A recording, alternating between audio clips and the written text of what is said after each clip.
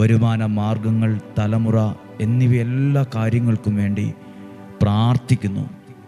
സ്വർഗത്തിലെ ദൈവം സകല നന്മകളാലും നിങ്ങളെ അനുഗ്രഹിക്കുന്ന ഒരു ദിവസമാകട്ടെ എന്നാണ് പ്രാർത്ഥിച്ചുകൊണ്ട് ആശംസിക്കുന്നത്. പ്രിയപ്പെട്ടവരെ, വചനത്തിനായി നമ്മുടെ ശ്രദ്ധയെ, ചിന്തകളെ, മനസ്സിനെ, ശരീരത്തെ എല്ലാം ഒരുക്കാം. ദൈവത്തിൻ്റെ വചനം നിങ്ങൾക്ക് ജീവൻ നൽകുന്നതാണ്.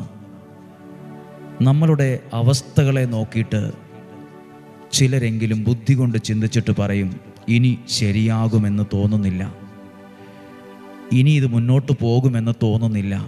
പ്രിയരെ, അങ്ങനെ ആരെങ്കിലും പറഞ്ഞതിൻ്റെ പേരിൽ മനസ്സ് വിഷമിച്ചവരോ ഭാരപ്പെട്ടവരോ ഉണ്ടോ? ഇനി നിൻ്റെ വേദന തീരത്തില്ല, ഈ കടം മാറത്തില്ല, എത്ര വിറ്റാലും ഇതൊന്നും ശരിയാകാൻ പോകുന്നില്ല, ഈ വീട് പണി പൂർത്തിയാകുന്നില്ല, ഈ കല്യാണം